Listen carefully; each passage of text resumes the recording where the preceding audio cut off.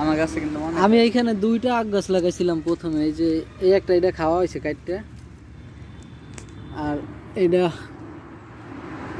আমি যে আখ গাছ করছিলাম 3 হাতের মতো হয়েছে। সেই মোড়ে হয়েছিল, রস আসলে মিষ্টি। আর এইখান দিয়ে আরো কয়টা বের হয়েছে, 1টা 2টা 3টা 4টা 5টা 6টা। গোড়াটা একটু পরিষ্কার করে দিতে হবে। পানি দিছিল কি এটা? আখ খাওয়াই গো।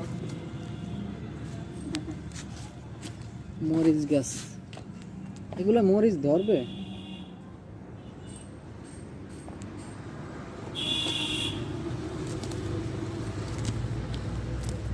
গাছগুলো পরিষ্কার করে না দিলে এগুলা ভালো হইবে না।